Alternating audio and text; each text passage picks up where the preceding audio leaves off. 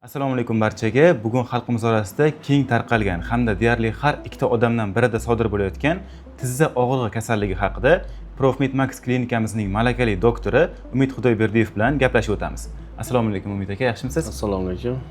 Xo'p, Umid aka, hozirda xalqimiz orasida bu kasallik keng tarqalyapti, ya'ni tizza og'rig'i va yuqorida aytib o'tganimdek, deyarli har ikkita odamdan birida bu kasallik sodir bo'lyapti va eng yomon tomoni, xalqimiz bu kasallikka nisbatan ko'pincha noto'g'ri davo yo'llarini qo'llab qo'yishyapti. Buning o'zi asl sababi nimada? Tizza og'rig'i aslida o'zi kasallik deb hisoblanmaydi. U kasallikning bir belgisi hisoblanadi.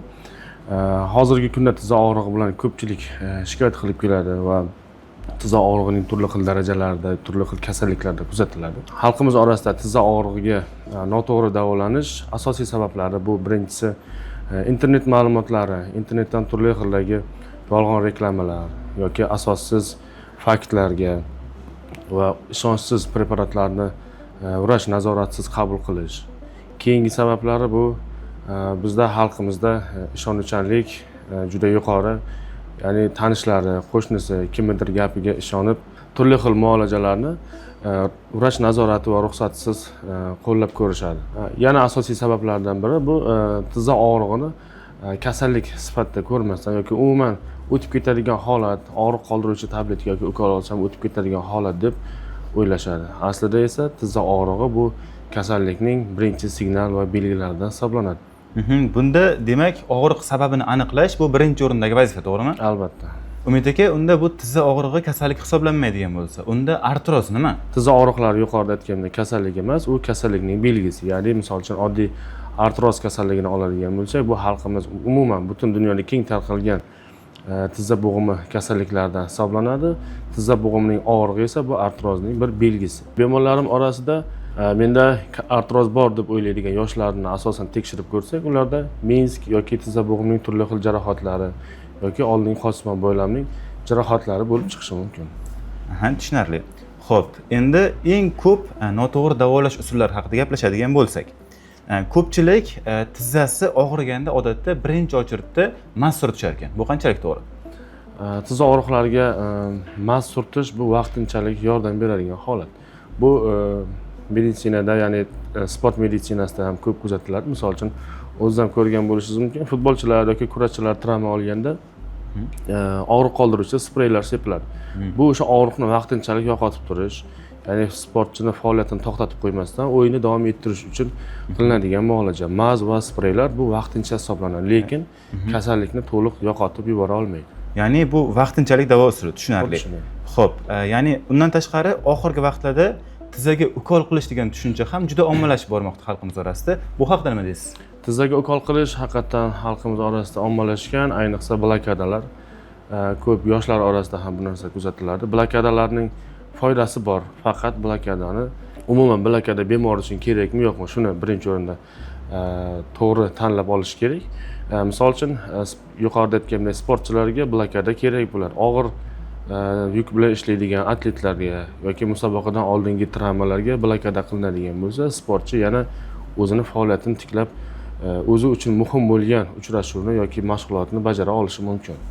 Lekin blokadalar har doim ham to'liq kasallikni davolab bera olmaydi. Tushunarli. Xo'p, endi undan tashqari menimcha bu narsa sizda ham ko'p kuzatilsa kerak. Bemorlar odatda kech murojaat qilishadi. Ularni nima deb o'ylaysiz? Asosan shu kech murojaat qilishlariga sabab nimada?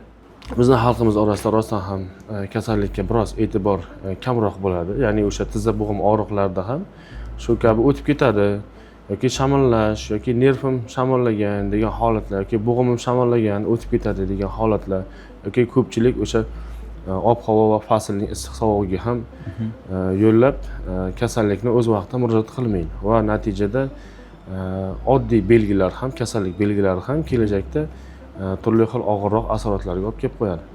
Ya'ni bunda o'sha ertaroq diagnostika qildirish muhim. Albatta, vaqtida diagnoz qo'yish va o'z vaqtida davo muolajalarini boshlash eng to'g'ri yo'l. Biz odamlar eng ko'p yo'l qo'yadigan xatolar haqida gaplashib o'tdik. Endi keling siz bilan to'g'ri yondashuv qanday bo'lishi haqida gaplashib o'tsak. Tizza og'rig'i to'g'ri davolash o'zi qanday bosqichlardan tashkil topishi kerak? Tizza bo'g'im og'riqlarini to'liq va to'g'ri tekshirish, birinchi yuqorida aytganimiz o'z vaqtida murojaat qilish, bemorga to'g'ri tashxis qo'yish va diagnostika usullarini to'g'ri tanlash. Ya'ni Ortoped ko'rigi, MRT, rentgen yoki MCT tekshiruvi va bemor oldin qanaqangi kasalliklar bilan kasallangan yoki yuqumli kasalliklar mavjudmi? Mana shu holatlarga to'liq e'tibor berish kerak. Va hozirgi kunda ko'pchilik MRT ga tushsam bo'ldi, tizzamdagi qanaqadir muammoni o'zim yecha olaman degan noto'g'ri fikrlar ham bor. MRT har doim ham tizza og'riqlari uchun yetarli bo'la olmasligi mumkin. To'g'ri, MRT tekshiruvi hozirgi kunda tizza bo'g'imi uchun eng mukammal tekshiruv, ammo ba'zi bemorlar uchun oddiy rentgen yoki tomografiya tekshiruvi ham yetarli bo'lishi mumkin. Ya'ni MRT doim ham kerak emas, to'g'rimi? Xuddi shunday. Xo'p, endi operatsiya haqida gaplashadigan bo'lsak, tizza og'rig'i bo'lgan har bir bemor operatsiya qilinadimi? Yo'q, tizza bo'g'imida og'riq bo'lgan har qanday bemor operatsiya qilinmaydi. O'zi tizza bo'g'im og'riqlari travmatologik kasalliklar, ya'ni travmatolog ortopedlar shug'ullanadigan kasalliklar va revmatologlar shug'ullanadigan kasalliklar bo'ladi. Revmatologik kasalliklarning eng oxirgi bosqichlaridagina operatsiya qilish mumkin. Travmatolog ortopedlar esa o'sha o'tkir travmalar, minsk yirtilishi, pay uzilishi yoki shu kabi jarohatlarning asorati sifatida artrozning 3-4 darajalari va kuchli og'riq bo'lgan holatdagina o'sha endoprotezlash jarrohlik amaliyotini o'tkazishimiz mumkin. Ya'ni operatsiya o'tkazilishi kerak bo'lgan holatlar shular, to'g'rimi? Xuddi shunday. Endi vazn va mushaklar masalasi haqida gaplashadigan bo'lsak, bunda vazn tizzaga qanchalik ta'sir qiladi? Tizza bo'g'imiga, umuman barcha bo'g'imlar, misol uchun chanoqson, tizza va boldir oshiq bo'g'imlari uchun tana vazni juda ham muhim. Sababi tananing barcha yukini ko'taradigan bo'g'imlar bular yuqorida sanab o'tgan bo'g'imlarimiz hisoblanadi.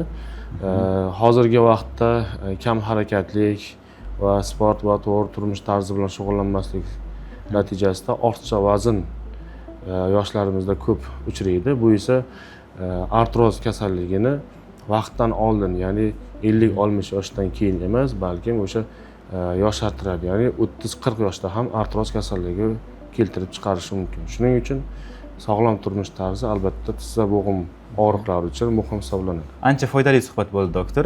Endi kuzatuvchilarimizga mana shunaqa tizza og'riqlariga uchramaslik uchun, bunaqa kasalliklarga chalinmaslik uchun o'zingiz bilgan va hayotda qo'llash kerak bo'lgan eng to'g'ri tavsiyalarni berib o'tsangiz. Kuzatuvchilarimizga shuni aytib o'tamanki, tizza bo'g'im og'riqlarini avvalo o'z vaqtida yashirmasdan vrachga murojaat qiling va ortiqcha vazndan ehtiyot bo'ling, sog'lom turmush tarziga e'tibor bering.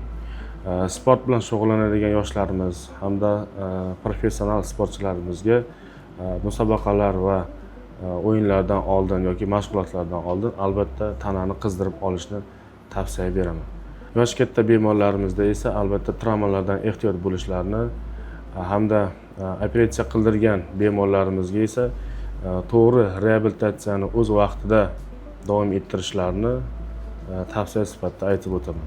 Yana bir narsa, tizza bo'g'imi og'riqlariga internetdagi turli xil ma'lumotlar va ishonchsiz, asossiz reklamalarga ishonib, turli xildagi preparatlarni qabul qilishlarini tarafdori emasman. Ma'lumotlarimiz siz uchun ancha foydali bo'ldi degan umiddamiz. Agar qanaqadir qo'shimcha savollaringiz bo'lsa, kommentlarda yozib qoldirsangiz, biz albatta javob berib o'tamiz. Undan tashqari kundalik hayotingizda doimiy ortoped nazoratida bo'lishingizni hamda shu kabi muammolar sizni ham kundalik bezovta qilayotgan bo'lsa, quyidagi raqamlarga telefon qilgan holatda qabulga yozilishingiz yoki maslahat olishingiz mumkin.